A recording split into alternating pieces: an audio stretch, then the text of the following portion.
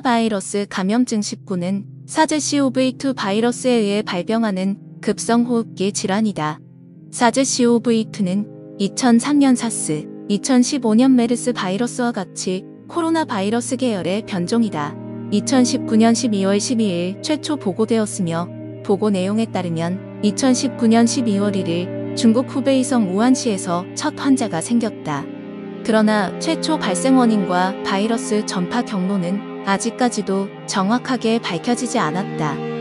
2020년 1월부터는 전 세계로 퍼지기 시작하여 남극과 일부 국가와 섬을 제외한 지구상 모든 대륙으로 확산되며 많은 감염자와 사망자를 기록하고 있다.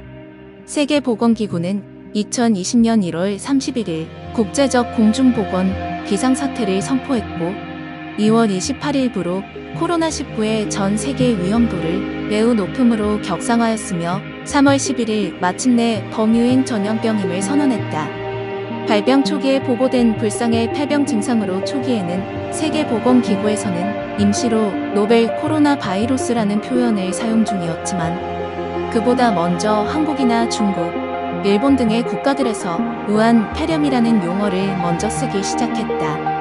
이는 2015년부터 낙인 효과를 우려한 WHO에서 병명에 지역 이름을 넣는 것을 피하도록 한 권고에 위배되는 명칭이다. 물론 WHO의 공고는 말 그대로 강제성을 띠지 않는 권고에 불과하기 때문에 따라야 할 필요는 없다.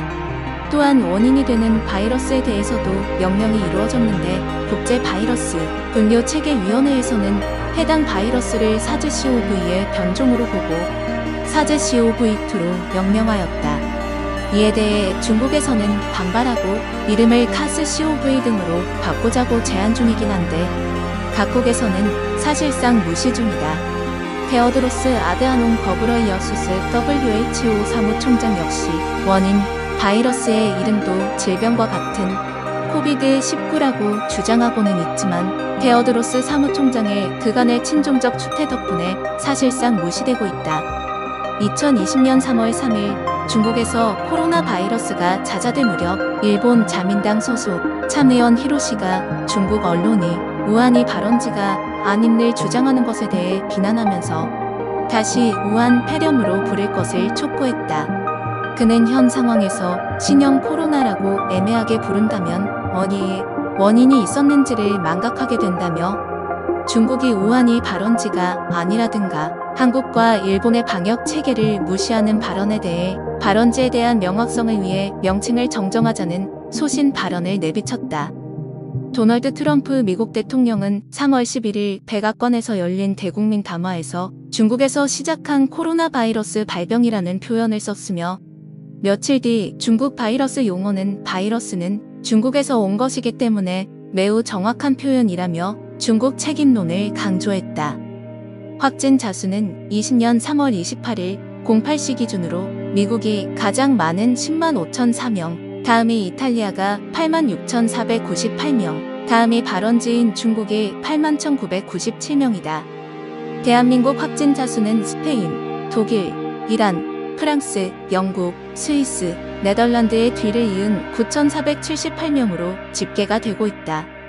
행동 수칙에는 6가지 수칙이 있다. 첫째, 흐르는 물에 비누로 손을 꼼꼼하게 씻는 것이다. 둘째, 기침이나 재채기 할 때 옷소매로 입과 코를 가리면서 하는 것이 주변 사람에게 피해가 없다. 셋째, 씻지 않은 손으로 눈, 코, 입을 만지면 감염이 될 수도 있으니 주의하자. 넷째, 의료기관 방문 시 마스크를 착용하는 것이다. 다섯째, 사람 많은 곳에 방문을 자제하는 것이 좋다. 마지막으로 여섯째는 발열, 호흡기 증상이 있는 사람과 접촉을 피하는 것이 좋다. 약간 따뜻한 물과 규칙적인 습관도 도움이 된다. 즉, 면역력을 키우는 것이 좋다. 검사하는 방법은 여러 가지가 있는데 그중 대한민국이 검사하는 방법을 세계 몇몇국에서 벤치마킹을 하고 있다. 2020년 2월부터 코로나 바이러스 감염증 19 검사를 위해 차를 탄 채 안전하게 검사받는 제도이며 실제 도입은 대한민국에서 최초로 행해졌고 이후 미국이나 영국, 벨기에, 이스라엘 등 다른 수많은 나라에서도 벤치마킹하여 이용되기 시작한 검사 방식이다.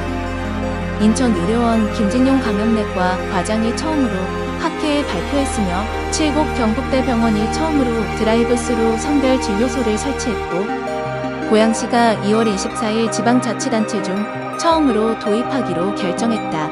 코로나가 전 세계로 확산되면서 백신 개발이 발빠르게 진행되고 있지만 상용화는커녕 임상실험에도 시간이 걸릴 것으로 보인다.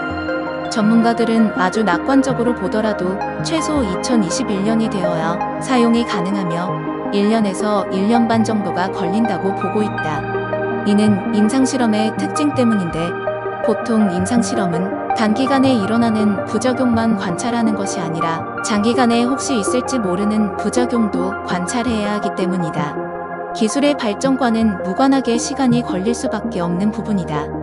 이를 무시하고 빨리 개발하면 그 부작용은 결국 우리의 몫이다. 코로나로 인해 내수경제는 말할 것도 없다. 조속히 백신이 나와서 대한민국을 비롯 전 세계인들이 하루빨리 완치되고 세상 밖으로 나와서 웃으면서 다시 이야기하기를 바랄 뿐이다.